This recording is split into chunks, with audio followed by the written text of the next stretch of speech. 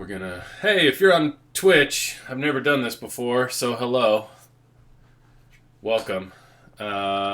This is so weird. I wish you guys could see what I see right now, because it looks really funny. Anyway, I'm going to start up the old audio, and we're going to get rocking and rolling. Hey, welcome to another episode of Self to Society. My name is Dennis. I am your trusty, lonely host.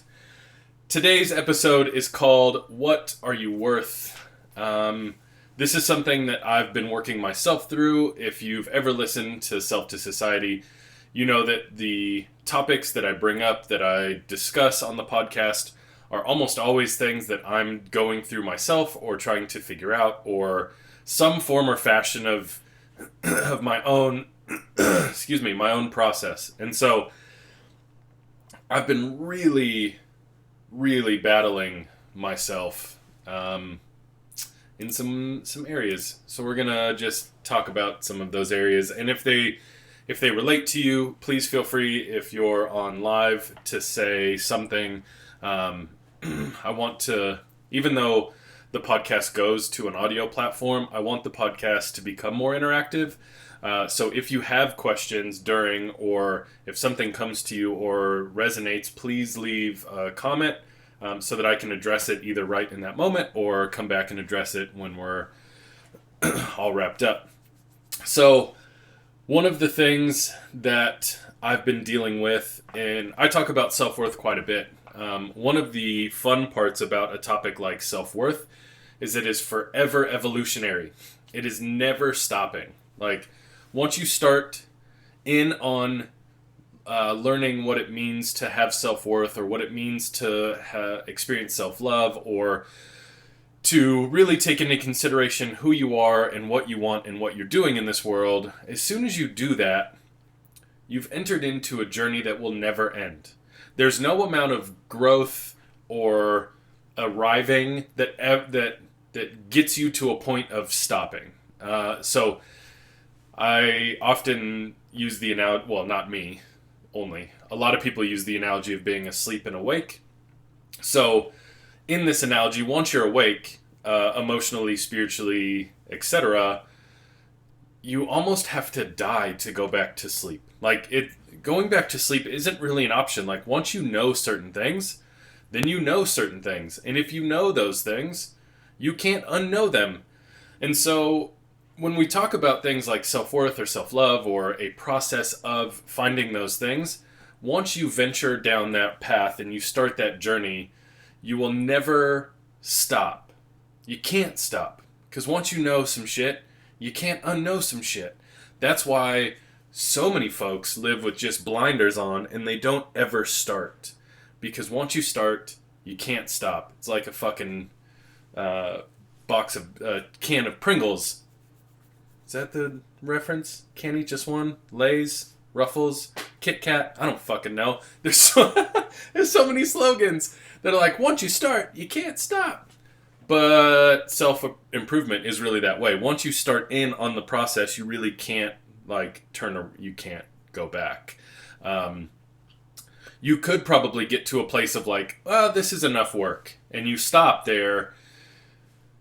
I just don't know that you would be satisfied. I know that I wouldn't be satisfied. So all of the things that we discuss on Self to Society are things that I am personally putting myself through, or experiencing, or evolutionarily trying to find. Self-worth has been an interesting one because I've talked about it a lot. I've grown in it a lot. I've shared a lot of my practices with you on the podcast. A lot of the things that I do and say, and how I really approach the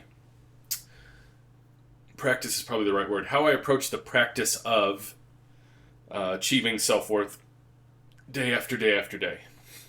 The interesting thing about these processes is that you always uncover something new. This is the part where it can't ever quit, because once you start in on it, you uncover it. And I was talking to somebody just a couple days ago, and I was saying it's really wild. Oh, it was actually, I was featured on the What's Halperning podcast that will be launching in 2020. And one of the things that we talked about is about this time last year through like March, April, May was some of the fucking hardest time of my life as an adult. And I was in this space where like I was making some relatively poor decisions and also had put myself in situations that weren't honoring to me. And also I was growing emotionally and spiritually. And so the tension between I'm growing, but I'm still making these decisions. The truth is that everybody is fucked up. We all in our own right have things that we need to work on, that we need to go to therapy for, that we need to take a look at ourselves regarding things that need an enormous amount of time, energy, and effort. All of us. There's nobody who's figured it out. Nobody's made it. None of the gurus, none of the authors, none of the therapists. Nobody. It is a constant work in progress for everyone, which is one of the reasons why it's so damaging to have almost this like hierarchy or tier level system of influencer or authority. Not that we don't need that, because there are stepping stones along the way, right? I've said multiple times that no matter where you are, somebody wants to be like you. Like somebody wants to achieve what you have, no matter where you are in your journey. So we always need something to look at to level us up, to make us want to rise higher or do more or whatever it is. The unfortunate part of that is our social system. It's not the unfortunate part is not that it exists. The unfortunate part is our social system gives certain people different levels of rank based on their social status or their social currency, as they may be. And so you end up having people who are really good at putting themselves out there, being active on social media platforms or other platforms, and they're dumb. Like, they don't know. They're just regurgitating smart people shit. But they have they are a part of the hierarchy that is esteemed for being an expert in some form or fashion. Then you have people who really actually know some shit, who don't have a fucking clue how to use the social systems, and nobody will ever know about their genius. So we have these really weird things that we have to balance, like who we're looking at, why we're looking at them. Is what they're saying actually beneficial? Is it really founded in information? Which is why I will often say on this podcast, I'm not a therapist. I don't have a doctorate. I don't have, I'm just a guy who puts in a lot of work, who wants to share my version of the story and hopes that people can relate to that version of the story. So, as we look at all these gurus and authors and people, Brené Brown is probably a great example. She does a really great job of continuing to let people know that she has a struggle in her journey. She does a great job of remaining human in her expertise and in her work to do more and learn more and help people level up and educate. A really great job. There are other people who probably it isn't necessary to mention because this is some negative shit to say, who just regurgitate other people's shit. They're meme sharers and they're probably avid readers, and so they read a lot and then they have their own podcast regurgitating what other people say.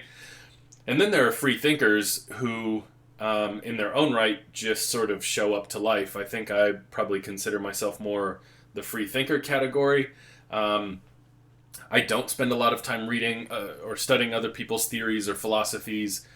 I just think a lot, and then I like to talk a lot. So all of that is the foundational groundwork to try to help you understand that you're not as fucked up as you seem. Maybe you are, but the reality is that we all are fucked up in our own right, no matter how much work we've done or are doing.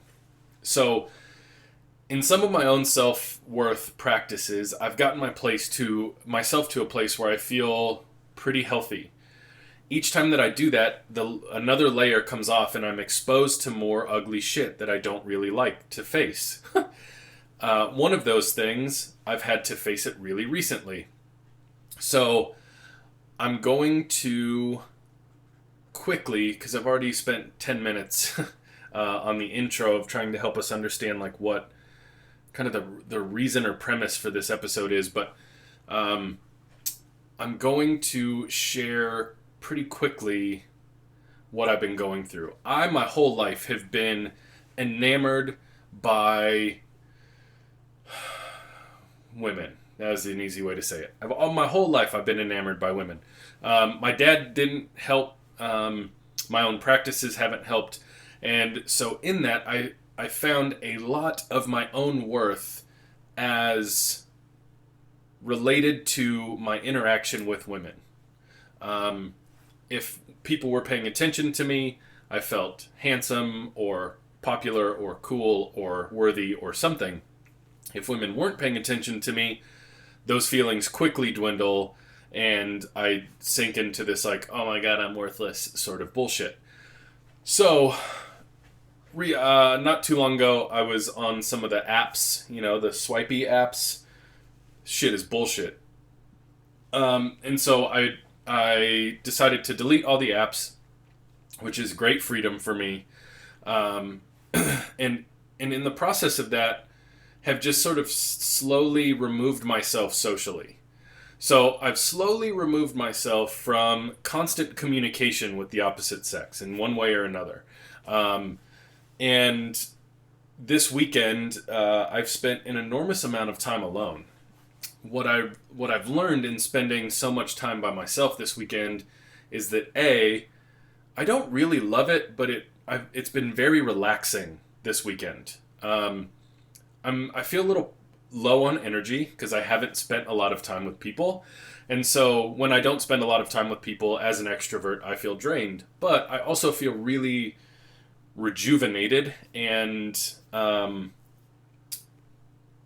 revived in some way. So some of that is some of this process of me just kind of taking the weekend to myself was it came from some reflection. We're about to enter 2020. Everybody and their fucking mother is sharing memes about all the cool shit that they're going to do next year. And the truth is that memes don't do shit for whether you're going to do it next year or not. It just doesn't. It can't, it don't, it won't.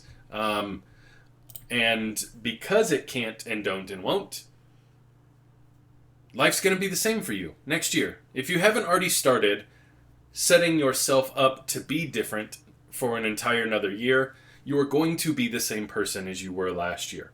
The things that you allowed yourself to endure, the bad relationships, the bad jobs, the bad shit, if you haven't changed your patterns or created a new foundation of self-worth to enter you into this new year, your shit is going to be the same. I'm very sorry to say it so bluntly, but it just simply is fucking true. And so, with some of these observations that I'm taking of society, I started to really ask myself those questions. Like, am I really setting myself up to succeed? Am I really changing my patterns? Am I really setting new foundations? Or am I just talking shit? And what I found is... Sorry, I have to send a message. Perfect.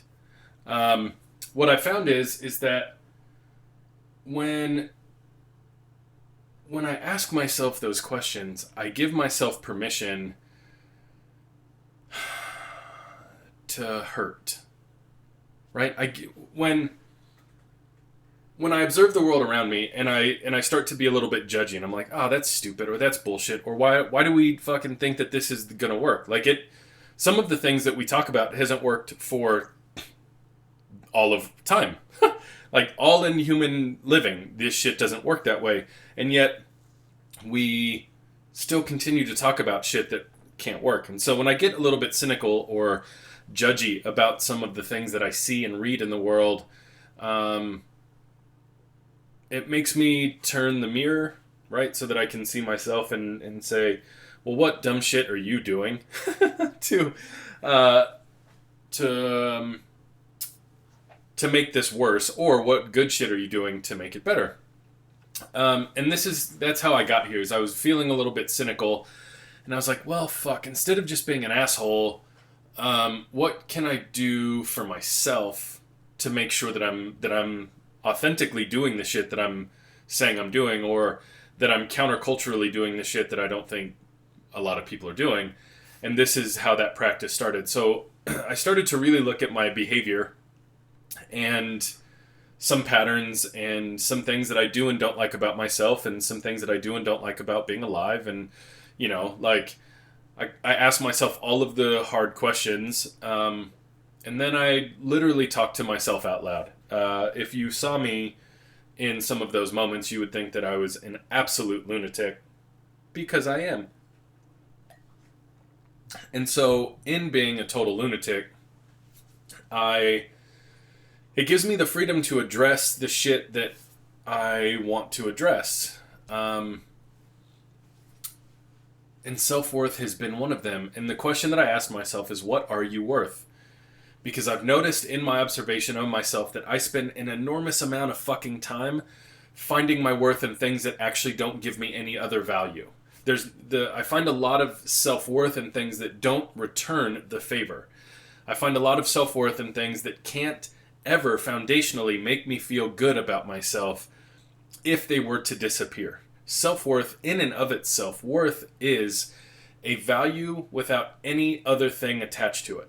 So, when I talk about having self-worth, it means a love for myself that is not altered by anything else, whether something comes or goes. And so my self-worth varies in different areas of my life. Does this scale make sense? My self-worth varies in every area of my life, because there are some areas where I don't need very much of anything to feel a deep love and worth for myself. And there are other areas where it feels like I need a lot of those things or that thing to make me feel like I have self-love or self-worth. And so as I started to tear some of the layers away of myself and ask myself the really hard question of, what are you worth? The answer is kind of depressing when you get down to it. When you get down to the answer of that question and look at the different silos of your life and you say, what am I worth in these different categories? It's not as beautiful as the internet. When we ask ourselves, what am I worth in terms of work? What am I worth in terms of my creative expression? What am I worth in terms of my sexuality? What am I worth in terms of my hobbies?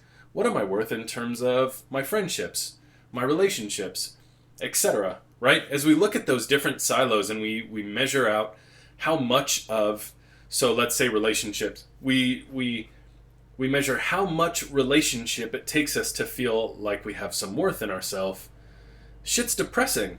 Or if we look at an area where we don't need that thing for us to feel worthy, that's really gratifying and enjoyable.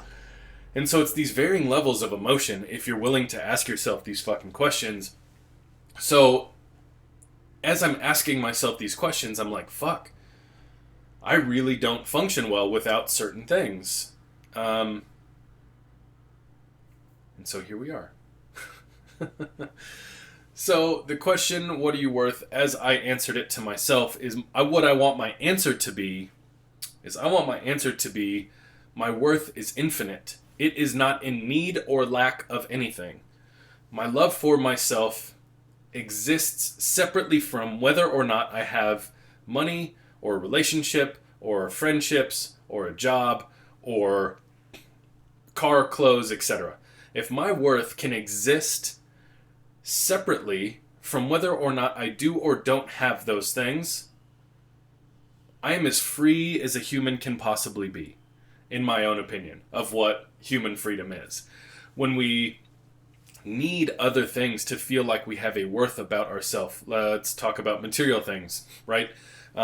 People who insist on owning really nice cars for a reason of status, right? Not necessarily in a reason of appreciation, just a reason of status. That is so goddamn empty that when you lose the car or you lose the means to have the vehicle, your feeling about your own value will diminish. It will deteriorate quickly because the thing that founds your worth is gone. I've seen it hundreds of millions of times in my life. We have seen it. That's the most ridiculous thing. I mentioned this earlier. Like, we watch patterns.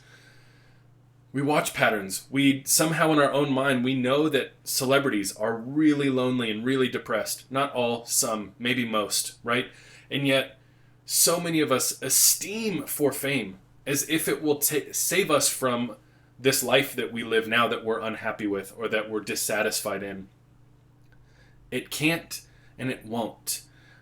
Money will never do that for you. Having money as a means to help other people is a different story. But earning money as a means to self-worth or to have value, empty. It will never ever work. Finding love as a reason to have value in yourself is empty. You will end up broken into a gajillion fucking pieces. Having a certain style or wearing certain brands in order to feel as if the way that the public may view you gives you some esteem or some worth is empty, and it is broken because nobody fucking cares what you wear. Nobody cares. Nobody gives a good goddamn what you're wearing on your body. The only person who cares is you, and you think that other people care. Same thing with cars, houses, possessions, materials, etc. If you have to buy it in order to think that somebody else will appreciate that you have it, the chances are nobody gives a good goddamn about it. We're too selfish of creatures. As humans, we are far too fucking selfish. We're only concerned with what we have, and we measure that on what anybody else has. But we don't care that they have it. We just see other people with things and go, oh, they have this stuff. I should have that stuff too. They look happy on Instagram because they have this stuff. I need to have that stuff too. The shit is broken. It doesn't work. It adds no worth. It adds no worth to your life. The foundation of worth in your life has zero to do with what you drive, what you wear, what kind of house you live in, who you have as a partner, what friends you have.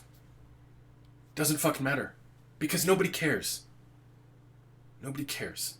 So if we look at what we're worth and we ask that question with the idea that we should find our worth and our value in a way where we don't need to have or to take away anything in our life to love ourselves, we have reached a pinnacle of freedom that most people will never reach. I have not reached it. I'm in the process to get there. The truth is that I'll never reach it. I'll never get to that perfect spot. But I've already won because I'm pursuing it daily. Some of you have already won because your pursuit of worth happens daily. And when it happens daily, you have already reached the place that we can reach as humans, which is growth, right? So I want you to ask yourself that really hard question. What are you worth? Ask yourself, what am I worth? The people in my life, how do I let them treat me? Am I worth more than that? The things that I waste my money on, am I worth more than that? Do people actually give a shit what I drive, live in, wear, etc.? And if not, the amount of time that I spend trying to obtain those things, am I worth more than that? Right? Social status on social media, you're worth more than that. Shitty friendships, people who just take advantage of you and don't treat you well and dismiss your being as a human, you're worth more than that. You're worth more than a relationship where you're dissatisfied in any way.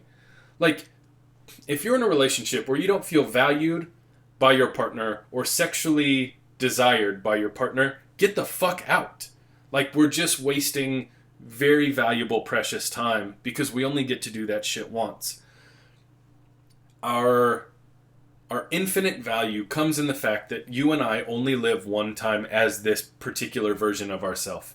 I only get to do life this way once. And so the more time that I've wasted in my life finding value and worth in things that are empty is time that I've wasted and taken the burden of, or not blessing, that was a terrible word choice, the reality of my worth away from myself.